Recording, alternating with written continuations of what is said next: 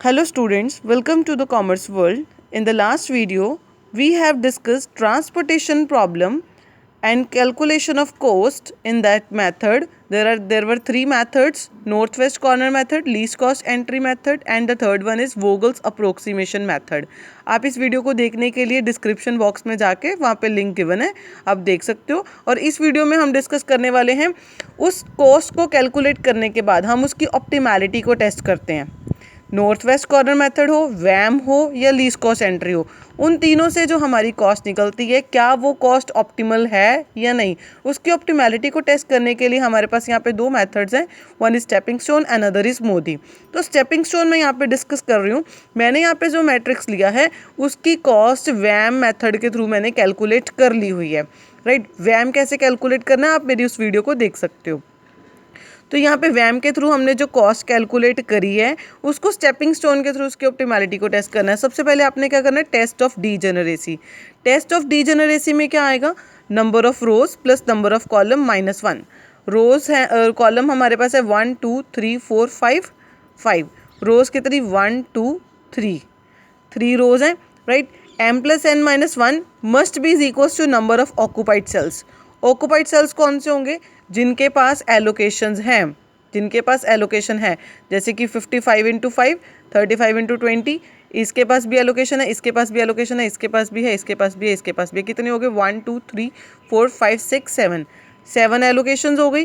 Right, और इसको अगर हम सॉल्व करें, number of rose and column minus one, 5 plus 3 8, 8 minus 1 7, ये आपस में इक्वल है। ये इक्वल होना चाहिए। अगर ये इक्वल नहीं है, for example if it is not equal, तो हमारे पास जैसे आ गया 9, यहाँ पे आ गया 8, यानी कि number of rose and column minus one करके आपके पास 8 आ रहा है, जो कि ऑक्यूपाइड सेल से ज़्यादा है, यानी कि आपके पास ऑक्यूपाइड सेल्स कम है, यानी कि ये जो एलोकेशन है कम है। तो आपने लीस्ट एलिमेंट को एप्सिलॉन देना होता है, ऐसे करके एप्सिलॉन, लीस्ट एलिमेंट को आपने एप्सिलॉन देना होता है। तो अभी मैंने वो सम्स नहीं लिया, मैंने अभी यहाँ पे बेसिक कॉन्सेप्ट ही करें। इसमें आपका सोल्यूशन जो है वो डीजेनरेट है। राइट, तो ये इक्वल है। इसके बाद हमारा नेक्स्ट स्टेप है स्टेपिंग स्टोन का। हमने इस पे पाथ बनाने होते हैं अनऑक्यूपाइड सेल्स पे। जैसे ये अनऑक्यूपाइड सेल है, इसका हमने पाथ बनाना। तो पहले मैं आपको पाथ बनाने का रूल बता दूं कि पाथ किस तरह से बनना चाहिए। पाथ आपका होना चाहिए स्क्वायर, रेक्टेंगल शेप में हो सकता है। राइट, इस तरह से भी हो सकता है। राइट, तो दूसरी चीज़, इसमें आपके एज पॉइंट्स पे एलोकेशंस होनी चाहिए। एज पॉइंट्स पे एलोकेशंस होनी चाहिए। राइट, एलोकेशंस जहाँ पे है वहीं पे आप इसको ब्रेक लगा सकते हो। फॉर एग्जांपल जैसे मैं यहाँ कह रही हूँ, ये अनऑक्यूपाइड सेल पे मैंने पाथ बनाना है, तो मैंने यहाँ पे पाथ बनाना है। अगर मैं यहाँ से इधर जा रही हूँ, इसके पास एलोकेशन है, इधर से इधर मुड़ रही हूँ, बट इसके पास एलोकेशन नहीं है। राइट, अब मैं यहाँ से इसके पास जा रही हूँ, 40 से सीधा मैं 55 के पास जा रही हूँ, इसके पास एलोकेशन है। यहाँ पे जा रही है, इसके पास एलोकेशन है, पर मैं नीचे वापस नहीं मुड़ सकती क्योंकि इनके पास किसी के पास भी एलोकेशन नहीं है। मैं यहाँ पे वापस, मैंने अपने घर वापस आना है, यहाँ पे 40 पे वापस आना है।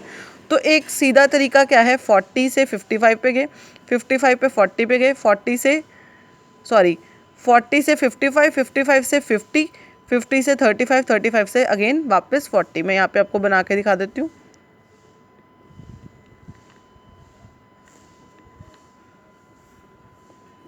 ये हो गया। अब इसके एज पॉइंट्स पे क्या है, एलोकेशंस हैं। इसके यहाँ से स्टार्ट किया, राइट, इसके एज पॉइंट पे एलोकेशन है, इसके एज पॉइंट पे एलोकेशन है, इसके एज पॉइंट पे एलोकेशन है, और वापस अपना ओरिजिनल डेस्टिनेशन पे पहुँच गए। तो आपने इसको कैसे लिखना है, मैंने एक ही बार में यहाँ पे सारी लिख ली हैं, जैसे कि ZA। अब इसकी वैल्यू कैसे लिखनी, 40 minus 55 plus 50 minus 35। I am writing here 40 minus 55 plus 50 minus 35। Right, इसकी वैल्यू निकाल लेनी है, एक वैल्यू प्लस एक वैल्यू माइनस, एक वैल्यू प्लस एक वैल्यू माइनस। राइट, अब नेक्स्ट हमारा है 30 का पाथ कैसे बनेगा। अगर मैं यहाँ से इधर जा रही हूँ, इधर जा रही हूँ, इधर जा रही हूँ और वापस यहाँ आ रही हूँ, 30 से स्टार्ट करा, या मैं ऊपर से भी जा सकती हूँ, 30 माइनस 30 प्लस 55 माइनस 35। राइट, क्योंकि जहाँ जहाँ पे एज पॉइंट्स हैं उन सब पे एलोकेशंस हैं। तो मैं यहाँ पे इसकी वैल्यूज़ लिख लेती हूँ। ये जो है 30 किस कैटेगरी में आ रहा है, YB। यहाँ पे y भी ये है, right. 30 minus 35 plus 55 minus 30, right. इसकी आपने वैल्यू कैलकुलेट कर लेनी है। इसके बाद 60 के लिए एलोकेशन क्या होगी, 60 से वो 30 पे गया, 30 से 50 पे गया, 50 से 35, अगेन अपने वापस ओरिजिनल डेस्टिनेशन पे, दैट इज 60। मैं यहाँ पे इसकी वैल्यू लिख रही हूँ, ये क्या आ रहा है, Z B 60 minus 30 plus 50 minus 35, clear. उसके बाद अब नेक्स्ट आपके पास है 100। यहाँ पे इसकी कैसे बनेगी, अगर मैं इधर से यहाँ जा रही हूँ 40 पे, यहाँ पे वापस, लेकिन यहाँ पे अब यहाँ पे ब्रेक नहीं लगा सकती बिकॉज इसके पास एलोकेशन नहीं है। अब 100 से 40, 55, 35, 100 पे वापस। I am writing its value here, Y C ये रहा 100 माइनस 40 प्लस 55 माइनस 35, क्लियर है। उसके बाद नेक्स्ट 95 का अब हमारा कैसे बनेगा, अब ये सिंपल ये बन रहा है, हमारा रेक्टेंगल बन रहा है यहाँ पे।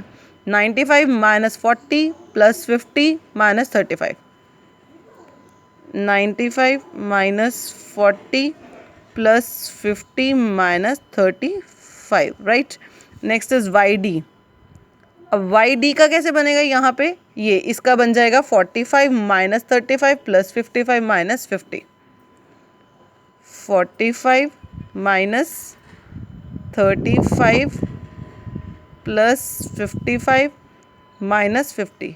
अब जहाँ से भी स्टार्ट करोगे पहला माइनस का आएगा, फिर प्लस का, फिर माइनस का, राइट। और वो जैसे मर्जी कर सकते हो, 45 माइनस 50 प्लस 55 माइनस 35, राइट। इधर से भी कर सकते हो, इधर से भी कर सकते हो, ओरिजिनल डेस्टिनेशन पे वापस आ जाना है। अब नेक्स्ट आपका है 40 का। 40 का भी ये बॉक्स बन जाएगा। ये वैल्यू कौन सी है, एक्स ई मैं यहाँ पे लिख रही हूँ लास्ट में। 40 माइनस 30 प्लस 35 एंड माइनस 50, ये हो गया आपका। और अब ये जो हमारा वाई ई है, इसको बहुत ध्यान से करना है। इसका मैं आपको पाथ ओरिजिनली बना के दिखाती हूँ। इसके लिए आपका इधर से 60 से 30 पे गए, 25 पे गए, 50। अब यहाँ पे हम ब्रेक नहीं लगा सकते, इसका नहीं बनेगा यहाँ पे पाथ। अब इसका पाथ इस तरह से इस शेप में भी बन सकता है,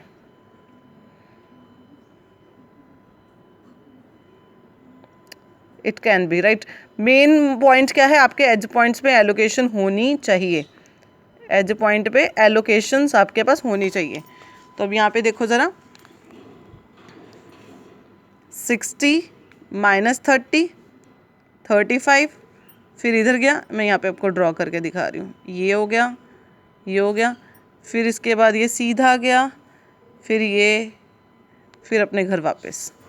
60 minus 30 plus 35 minus 50 plus 55 minus 35। I am writing its value hair. आप अपने रफ नोटबुक पे इसको ड्रॉ भी करके देख सकते हो। 60 minus 30 plus 35 minus 50 plus 55 minus 35। Repeat, 60 minus 30 plus 35 minus 50 plus 55 minus 35, right. अब इन सब की वैल्यूज कैलकुलेट करो आप।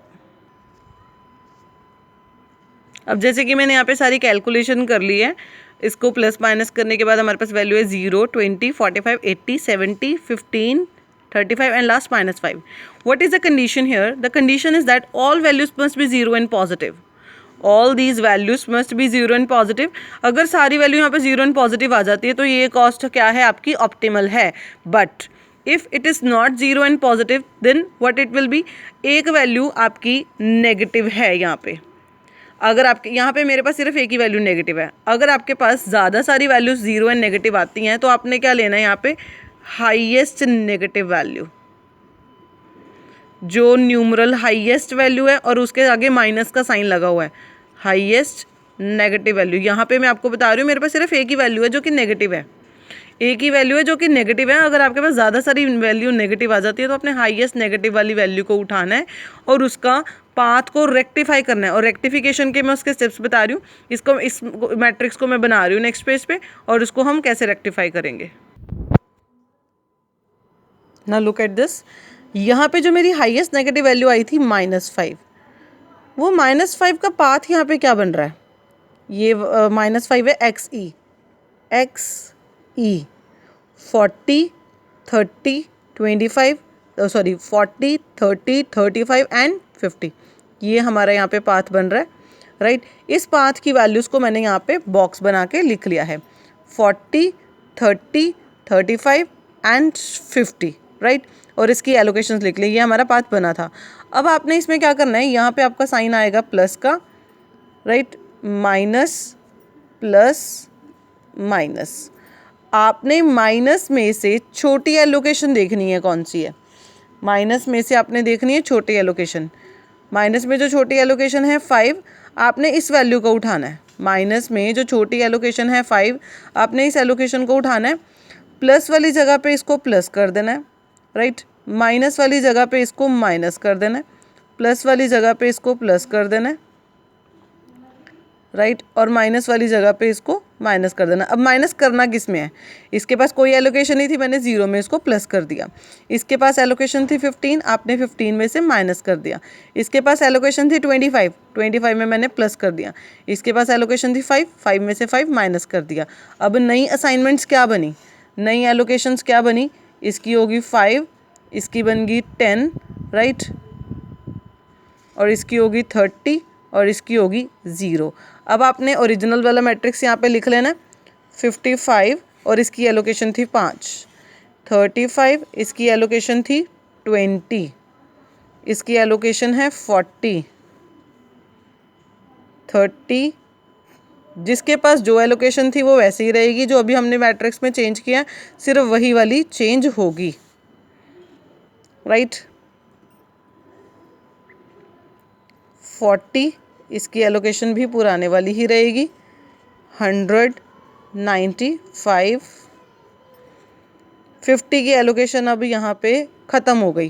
जो यहाँ पे 50 की एलोकेशन 5 थी वो यहाँ पे अब ख़त्म हो गई है, राइट। और बीच में 45 के पास तो कुछ था ही नहीं। 35 अब इसकी एलोकेशन जो कि पहले 25 थी, अब वो हमारे पास यहाँ पे 30 बन गई है। ये अब होगी इसकी एलोकेशन जो हमने यहाँ पे चेंज करी थी, राइट। और उसके बाद है हमारा 40 की एलोकेशन पहले कुछ भी नहीं थी, अब वो 40 की एलोकेशन 5 बन चुकी है, राइट। और 60 के पास कुछ भी नहीं था, 30 के पास अब आपके पास आ गया 10 एलोकेशन, राइट। अब ये होगी एलोकेशंस, यहाँ पे मैं नेमिंग दे देती हूँ। नाउ लुक एट दिस, मैंने यहाँ पे इसको नेम देने के बाद वो नेम्स भी लिख लिए हैं जो अनऑक्यूपाइड सेल्स है। Unoccupied cells ZA, YB, YC, YD, XD and YD, YE, ये मैंने अनऑक्यूपाइड सेल्स लिख लिए हैं। Same again you have to make its path. आप इस पे प्रैक्टिस करो, खुद इसके पाथ बनाओ। पाथ बनाने के बाद जो हमारे पास वैल्यूज़ आएंगी उसमें से हाईएस्ट नेगेटिव वैल्यूज़ देखते हैं। यहाँ पे जैसे मैंने पाथ बनाए थे और हाईएस्ट नेगेटिव वैल्यू उठाया था, तो यहाँ पे अब जब आप पाथ बनाओगे, पाथ बनाने के बाद आपकी सारी वैल्यूज़ पॉजिटिव आएंगी। पाथ बनाने के बाद आपके पास सारी वैल्यूज़ पॉजिटिव आएंगी, राइट। और उस टाइम अब यहाँ पे जो एलोकेशन बनी 55 into 5, 35 into 20, 30 into 10, 40 into 20, 35 into 30, 40 into 5, 30 into 10, ये आपकी कोस्ट निकल जाएगी। पर आपने इसको यहाँ पे ऑप्टिमल करना है, आपने इसको यहाँ पे रेक्टिफाई करना है। जैसे मैं अभी आपको यहाँ पे पाथ बना के दिखा रही हूँ। Okay, again I have made path and I found there is one negative value. I just want to tell you the path. मैंने यहाँ पे डायरेक्टली बना के वैल्यूज़ लिख लिए हैं और आप भी इसको ट्राई करके देखोगे। जैसे कि यहाँ पे हमारा पाथ बन गया ये 40 माइनस 55 और यहाँ पे तो पाथ बनेगा नहीं, राइट। यहाँ से जाके ये सबसे एंड में आ रहा है यहाँ पे, और वापस ZA की वैल्यू 40 माइनस 55 प्लस 40 और minus 30, 40 minus 55 plus 40 minus 30, right. ये आपका पूरा एक पाथ बन गया और इसकी वैल्यू मेरी नेगेटिव आई है। बाकी भी इस तरह से पाथ बनाए हैं, पर बाकी सारी वैल्यूज़ क्या आई हैं, पॉजिटिव आई हैं। मैं आपको यहाँ पे एक बार सारे पाथ क्लियर कर देती हूँ। 30 ये है आपकी वाई बी, ये 30 यहाँ से शुरू हुआ, ये तो सिंपल बन गया ऊपर ऐसे करके, ठीक है, और ये पॉजिटिव ही है। और 60 का बन गया हमारा path Z B, 60 minus 30 plus 40 and minus 30, 60 minus 30 plus 40, ये बन गया आपका बड़ा वाला, ये इस तरह से, राइट। उसके बाद है आपके पास 100 का पाथ आपका बनेगा ये वाला, सिर्फ इस एज पॉइंट पे नहीं है, बाकी सारे इस तरह से, राइट। उसके बाद ये वाला पाथ आपका बनेगा, ये आपका जाएगा वाई डी 45 माइनस 35 30 40, ये ऐसे बड़ा करके, ये मैं आपको ड्रॉ करके दिखा देती हूँ कैसे बन रहा है ये वाला पाथ। कन्फ्यूजन हो सकती है पर आपको प्रैक्टिस करनी पड़ेगी इसकी। 45 माइनस 30 45 40, और ये बिल्कुल सीधा गया यहाँ पे, यहाँ पे, यहाँ पे। ये most important thing is that it can not be in diagonal shape, diagonal में नहीं होता, राइट। डायगोनल में कभी भी नहीं आएगा, स्लांट नहीं कभी भी वो चलेगा, इस तरह से हो सकता है, इस तरह से हो सकता है, राइट। और मेन पॉइंट एज पॉइंट पे आपके पास एलोकेशंस होनी चाहिए, डायगोनल नहीं हो सकता। आप इसकी प्रैक्टिस करोगे आपको समझ में आएगा इसका, राइट। अब नेक्स्ट देखो, यहाँ पे जो मेरे पास हाईएस्ट नेगेटिव एलोकेशन, सॉरी एक ही नेगेटिव वैल्यू आई है, और ये जो नेगेटिव वैल्यू है मैं इसके पाथ को उठाऊंगी, और ये इसकी लोकेशन क्या है, ये इसका पाथ है, और मैं यहाँ पे पाथ की वैल्यूज़ यहाँ पे लिख रही हूँ,